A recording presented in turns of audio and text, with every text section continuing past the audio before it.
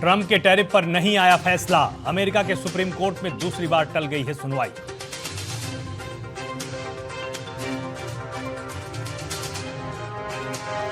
हाईपैक red मामले में ममता बनर्जी के खिलाफ ईडी की याचिका पर गुरुवार को सुप्रीम कोर्ट में होगी सुनवाई। ईडी ने की है पश्चिम बंगाल की मुख्यमंत्री ममता बनर्जी के खिलाफ एफआईआर दर्ज करने की मांग।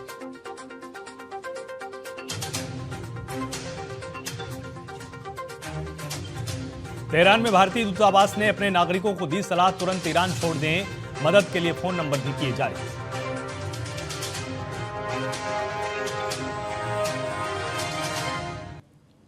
बिहार में मकर संक्रांति की धूम। बेटे तेज प्रताप के घर पहुंचे लालू प्रसाद यादव। तेज प्रताप भी पिता की सेवा में दिखे लीन।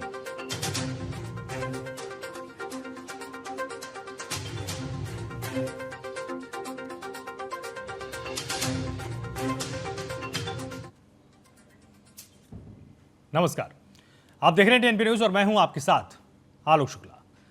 पीएम नरेंद्र मोदी ने दिल्ली में केंद्रीय मंत्री एल मुरुगन के घर पर पोंगल समारोह में हिस्सा लिया है। उन्होंने यहां गौ सेवा भी की। इसके पहले पीएम ने मकर संक्रांति, भोगाली, बिहू और पोंगल के अवसर पर देशवासियों को शुभकामनाएं दी।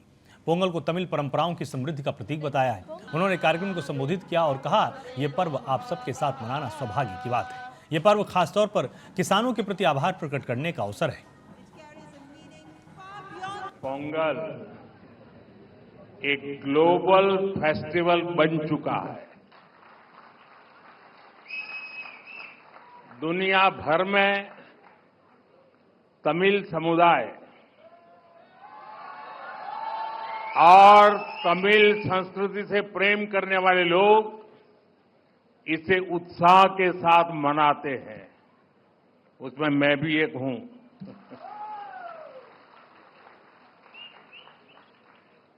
इस विशेष पर्व को आप सभी के साथ मनाना मेरे लिए सौभाग्य की बात है। हमारे तमिल जीवन में पोंगल एक सुखद अनुभूति की तरह है। इसमें अन्नदाता की मेहनत, धरती और सूर्य के प्रति आभार का भाव है। साथ ही ये पर्व हमें प्रकृति, परिवार और समाज में संतुलन बनाने का रास्ता दिखाता है। ये भी बहुत सुखद रहा है कि पिछले वर्ष मुझे तमिल संस्कृति से जुड़े कई कार्यक्रमों में शामिल होने का अवसर मिला। मैंने तमिलनाडु में 1000 साल पुराने गंगईकोंडा चोलापुरम मंदिर में पूजा की।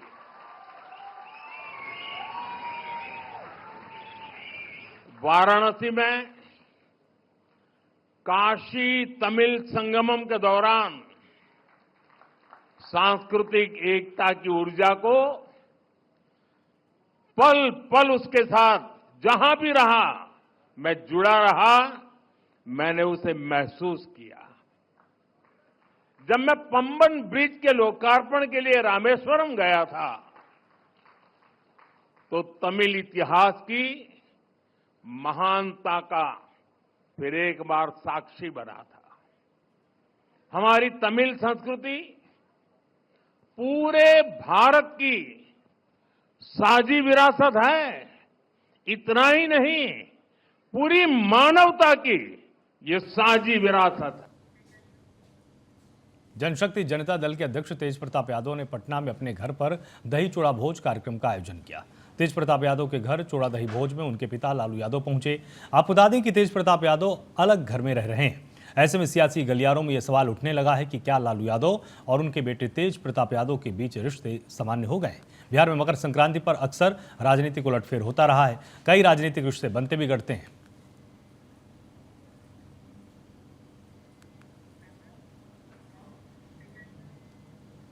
बिहार के मंत्री संजय सिंह ने विपक्ष पर निशाना साधते हुए कहा कि मकर संक्रांति के अवसर पर एनडीए पूरी तरह से एकजुट नजर आ रहा है। उन्होंने कहा कि एनडीए के लोग एक दूसरे के यहां जाकर बधाई दे रहे हैं, जो एकता का प्रतीक है। वहीं महागठबंधन में चुनाव से पहले और बाद में एकजुटता दिखती नहीं है। और इस पर्व में गुड़ और दही एक हिंदू धर्म में शुभ प्रतीक माना जाता है और सब लोग इसको खाकर कहीं भी अगर हम यात्रा पर निकलते हैं तो एक अच्छी यात्रा के साथ निकलते हैं। और यह पर्व जो है आज से जब खरमास की समाप्ति होती है, इसीलिए गुड़ और दही के बाद आज से नई शुभारंभ होगी और जितने भी काम आज के बाद बंद पड़े हैं वो सभी शुभ कार्य अब शुरू होंगे। और यही कारण है कि इस मकर संक्रांति के पर्व पे एनडीए के तमाम लोग एक दूसरे के यहाँ जा रहे हैं, एक दूसरे के यहाँ जाकर मिलकर बधाई दे रहे हैं, एक दूसरे के यहाँ जाकर दही चूड़ा खा रहे हैं और सभी अपनी एकजुटता के प्रतीक में हैं। वहीं आप महागठबंधन में देख रहे होंगे कि चुनाव के पूर्व, चुनाव के समय और चुनाव के बाद कहीं उन लोगों में कोई एकजुटता नहीं है। कांग्रेस सांसद राहुल गांधी के अयोध्या दौरे को लेकर चल रही चर्चाओं पर केंद्रीय मंत्री गिरिराज सिंह का बयान सामने आया। उन्होंने कहा कि अगर राहुल गांधी राम मंदिर जा रहे हैं तो इसमें वो भगवान राम पर कौन सा एहसान करने जा रहे हैं। उन्होंने उम्मीद जताई कि राहुल गांधी वहां जाकर आशीर्वाद लेंगे और विदेश में दिए गए अपने बयानों पर विचार करेंगे। जा रहे हैं तो कौन उपकार कर रहे हैं राम भगवान पर, उनको सद्बुद्धि आए कि राम भगवान से आशीर्वाद ले लें। जो भारत को भारत माता समझे, विदेश में जाके अपनी माता को गाली ना दें भारत माता को, ये उनको सद्बुद्धि होगा अगर चले जाएंगे। अमेरिकी राष्ट्रपति डोनाल्ड ट्रंप ने ईरान में जारी विरोध प्रदर्शनों के बीच में कड़ी चेतावनी जारी की है। ट्रंप ने कहा कि अगर ईरानी सरकार प्रदर्शनकारियों को फांसी देती है तो अमेरिका बहुत कड़ी कार्रवाई करेगा। अमेरिकी राष्ट्रपति ने तेहरान को बार बार सैन्य कार्रवाई की धमकी दी है और ईरानी सरकार विरोध प्रदर्शनों के खिलाफ दमनपूर्ण कार्रवाई जारी रखे हुए है। एक मानवाधिकार समूह ने कहा है कि इस कार्रवाई में शायद हजारों लोग मारे गए।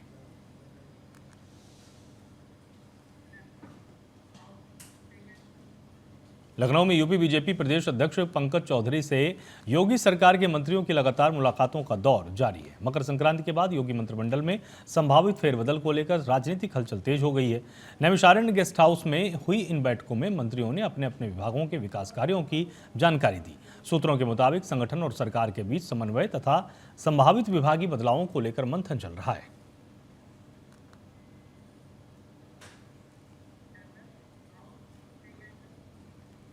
आम आदमी पार्टी के नेता संजय सिंह ने एसआईआर के नाम पर मतदाता पुनरीक्षण में बड़े पैमाने पर धांधली का आरोप लगाया है।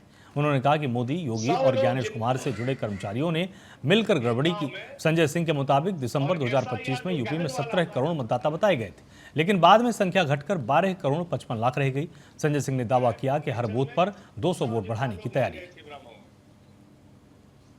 इसके बाद उत्तर प्रदेश में गहन पुनरीक्षण हुआ और एक पुनरीक्षण हुआ। पुनरीक्षण योगी जी के कर्मचारियों ने किया और गहन पुनरीक्षण मोदी जी, ज्ञानेश कुमार और योगी जी तीनों ने मिलकर किया। हो गया। योगी जी के कर्मचारियों ने पुनरीक्षण किया, अब मोदी, योगी, ज्ञानेश कुमार तीनों के कर्मचारियों ने मिलकर गहन पुनरीक्षण किया। माघ मेला को लेकर प्रशासन अलर्ट मोड पर है। शांति, सुरक्षा और यातायात व्यवस्था की कमान खुद प्रतापगढ़ डीएम और एसपी ने संभाल ली है। डीएम शिव सहाय अवस्थी और एसपी दीपक भूकर ने रूट डायवर्जन और पार्किंग का स्थलीय निरीक्षण किया। वहीं डीएम और एसपी ने सभी अधिकारियों को सुरक्षा व्यवस्था के मद्देनजर जरूरी दिशा निर्देश भी दिए हैं।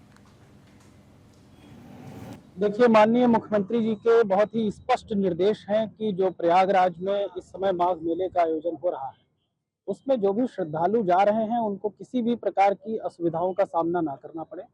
उनको यातायात व्यवस्था पूरी तरीके से स्मूथ रूप से मिले। उनको रास्ते में जो स्वास्थ्य की सुविधाएं हैं, अगर कहीं रुकना है, अगर कहीं उनको किसी भी प्रकार की जानकारी चाहिए तो उनको सारी वो सुविधाएं। यूपी की नोएडा पुलिस ने विदेश में नौकरी का झांसा देने वाले एजेंट को गिरफ्तार कर लिया। एजेंट युवाओं को विदेश में नौकरी का झांसा देकर साइबर अपराधी के पास भेजता था और 80,000 रुपए ऐंठता था। आरोपी के ऊपर महाराष्ट्र में भी कई मामले दर्ज हैं।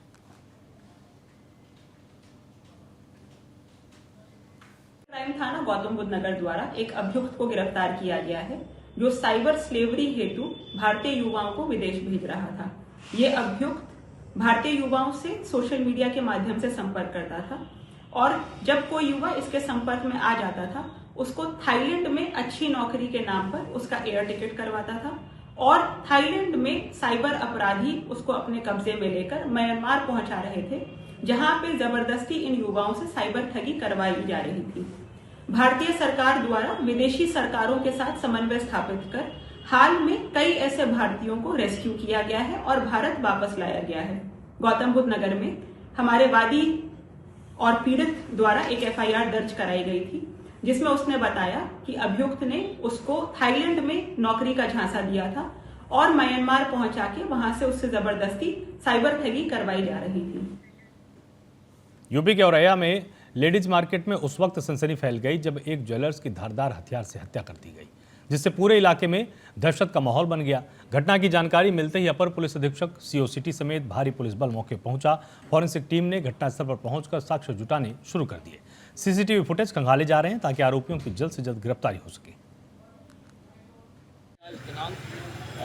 14 जनवरी 2026 को थाना कोतवाली औरैया से शाम को सूचना प्राप्त हुई कि यहाँ पे जो लेडीज मार्केट का क्षेत्र है वहाँ पे रहने वाला एक व्यक्ति जिसका नाम शहदुल्ला पुत्र अफसर अली निवासी हुगली पश्चिम बंगाल, तो यहाँ पे मजदूरी का कार्य करता था और यहीं पे किराए पे रहता था पहले माले पर, वो अपने घर में जो है मृत अवस्था में मिला। किस घटनास्थल का निरीक्षण किया गया है, वहाँ पे एक चाकू बरामद हुआ है जिसपे खून लगा हुआ है और वहाँ पे एक ब्लंट ऑब्जेक्ट एक लोहे का वो भी पड़ा हुआ है जिसपे भी खून लगा हुआ है। बाकी बॉडी को यहाँ से साक्ष्य संकलित करने के बाद में पोस्टमार्टम हेतु अस्पताल भेजा गया, जिससे मृत्यु का कारण व अन्य चीज़ें और स्पष्ट हो पाएंगी। यहाँ पे वीडियोग्राफी फोटोग्राफी फील्ड यूनिट द्वारा की गई है साक्ष्य संकलित।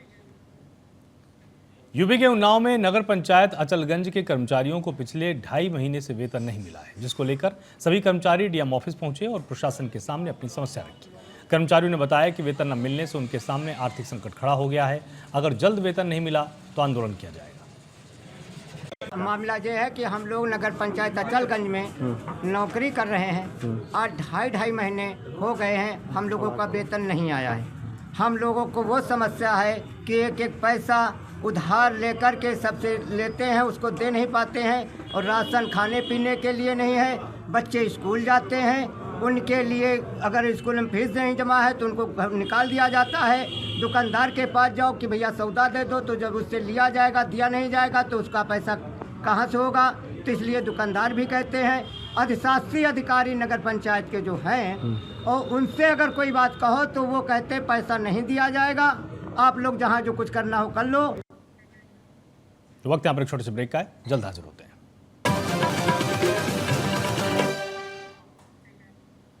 ब्रेक के बाद आप सभी का स्वागत है।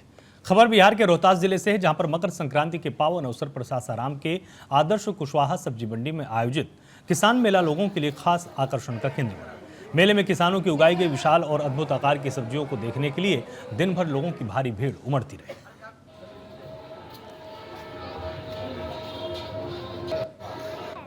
लग रहा है, बहुत अच्छा है। यहाँ तो हम पहली बार आए हैं, सासाराम मेरा पहला विजिट है। सब्जी के प्रदर्शनी में अच्छा लग रहा है, बहुत तरह तरह का सब्जी सब है यहाँ पे। बड़ा मूली देखने को मिला, मतलब इतना बड़ा बड़ा देखने आकर्षित कर रहा है, सच बहुत अच्छा लगा।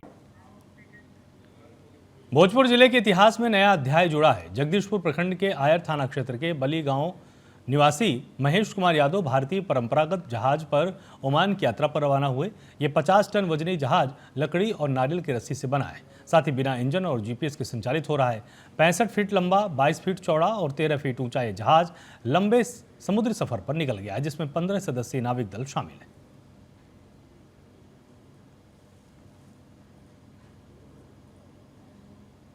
उन्हें मई में पता चला कि ये विदेशी दौरे पे भी ये जहाज जाएगी। कब से निर्माण हो रही है वो नाव की?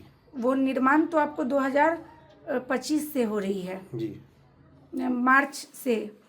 और उसका निर्माण किए हैं केरल के बाबू शंकरन, वो बनाए हैं और आईआईटी मद्रास उसको पास किया है परीक्षण करके कि हाँ ये पानी में उतर सकता है, जा सकता है। क्या खासियत है उस नाव की? खासियत यही है कि वो लकड़ी से बना हुआ है और उसमें एक भी कील नहीं है, लकड़ी के कील है और नारियल के रस्सी से सिला हुआ है। उसमें कोई इंजन कुछ नहीं है, हवा के रुख पे चलेगा। झारखंड के हजारीबाग में उस वक्त हड़कंप मच गया जब हबीबी नगर में अचानक विस्फोट हो गया। इसमें 3 लोगों की जान चली गई। घटना के बाद पुलिस ने इलाके को सुरक्षा के लिहाज से घेर लिया और मामले की जांच पड़ताल की जा रही है। के समय हमें एक सूचना प्राप्त हुई कि हबीबी नगर में गैस सिलेंडर या ऐसा कुछ फटने की घटना कथित हुई है, जिसमें कुछ लोग घायल हुए हैं और एक को सदर हॉस्पिटल रेफर किया गया है, भेजा गया है। तो इसके सत्यापन हेतु हमने बड़ा बाजार थाना से टीम भेजवाया था, जहां पे पता चला कि 2 व्यक्ति वो मृत पाए गए थे यहाँ पे, जिनका नाम नन्ही प्रवीण है और सदाम है। और ये दोनों पति पत्नी थे। ये अपने ही ज़मीन पे झाड़ी साफ ऑफ कर रहे थे, तो इसी कारण ये होता। और इनके साथ इनके ही जानकार एक रसीदा प्रवीण थी, वो साथ में थी, जो घायल अवस्था में है। जो अभी सूचना प्राप्त हुई कि उनका भी देहांत हो गया है। 4 बजे यहाँ से कॉल गया था कि हबीबी नगर में कुछ ब्लास्ट हुआ है कुछ, जिस पे 2 लोगों का है सो स्पॉट हो गया है। तो मैं घटनास्थल पे पहुंचा, हमने देखा 2 लोगों की मृत्यु हो चुका था और एक को है सो सदर हॉस्पिटल ले जाने के क्रम में शायद उसका भी मृत्यु हो गया है। 2 महिला है, एक पुरुष है, एक खुद वाइफ हस्बैंड है। तो बाकी पुलिस अपने स्तर से जांच कर रही है कि मामला क्या है। सो बुरहानपुर जिले के ग्राम इच्छापुर में मकर संक्रांति के दिन चाइनीज मांझे से फिर एक बार हादसा हुआ। पतंग उड़ाते समय मांझा 3 फेज बिजली लाइन में फंस गया, जिससे मेन लाइन टूटकर जमीन पर ही गिर गई और जोरदार धमाका हो गया। हादसे में एक महिला के घायल होने की सूचना सामने आई है, जबकि एक बाइक सवार की जान बाल बाल बची है। धमाके से सड़क में गड्ढे बन गए। ग्रामीणों ने तुरंत बिजली बंद करवाई, लेकिन कर्मचारियों की देरी से पहुंचने पर नाराजगी भी जताई है। ये आज मकर संक्रांति होने के कारण पतंग ये जो लाइन पे पतंग लटके थे, ये खींचने के कारण तार में फाल्ट हो गया और गिर गया। तो गिरने से 2 महिलाओं को दुर्घटना मतलब घायल हो गई। हादसा होते बच गया। उसके पीछे एक बाइक वाला था, वो भी बाइक वाला छोड़ के चला गया ना। प्रशासन को हमने बिजली बोर्ड वाले को कब से फोन लगा के रखा है। अभी देखो तुम, अभी भी तार पड़े हैं वैसे पड़े, कोई कर्मचारी आने के लिए तैयार नहीं है। अगर ये हादसा होता है अभी किससे, तो इसका जवाबदार कौन रहे? मध्य प्रदेश के विदिशा में ऐतिहासिक रामलीला की शुरुआत हो गई है, जो 27 दिनों तक चलेगी और इस अवसर पर शहर में भगवान शिव की बारात निकाली गई, जिसे देखने बड़ी संख्या में श्रद्धालु सड़कों के किनारे पहुंचे। जगह जगह बारात पर पुष्प वर्षा की गई और आरती उतारकर स्वागत हुआ।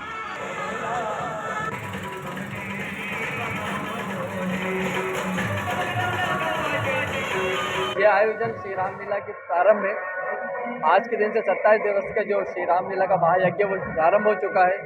इस वर्ष खासियत ये है कि 125 वर्ष मनाने, जो कि अपने आप में एक बड़ा इतिहास है। भारत देश की ये दूसरी रामलीला है जो कि चलित होते हुए 125 वर्ष में प्रवेश कर रही है। ये हम सभी का सौभाग्य भी है। आज भगवान शिव की बारात निकल रही है, जो कि शिवालय का आज मंदिर से प्रारंभ होकर बड़ा बाजार, लौ बाजार होते हुए श्री रामलीला मेला पहुंचे। रामलीला जो ऐतिहासिक विदिशा नगर की रामलीला है, उस ऐतिहासिक रामलीला की विशेष प्रस्तुति के अंतर्गत भगवान शंकर का मंगलमय पाणिग्रहण संस्कार आज रामलीला प्रांगण में संपादित होगा, जिसके निमित्त भगवान शंकर दूल्हे राजा के रूप में कांच मंदिर से प्रारंभ होकर रामलीला तक जाएंगे। ये उसके अंतर्गत बारातियों का दृश्य। छत्तीसगढ़ में लाल आतंक के खिलाफ सुरक्षा बलों का अभियान जारी है। इसी कड़ी में बीजापुर में सुरक्षा बलों ने कोंडपडगू के जंगलों से 2-2 किलो के 2 प्रेशर आईईडी बरामद किए हैं, जिन्हें मौके पर नष्ट किया गया।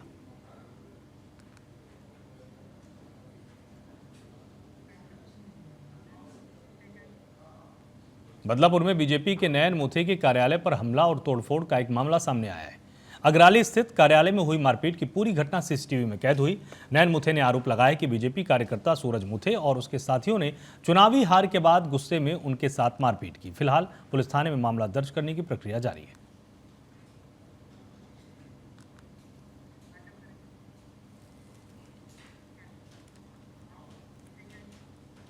फिलहाल के लिए इतना ही। आप लगातार जुड़े रहिए टीएनपी न्यूज के साथ। नमस्कार।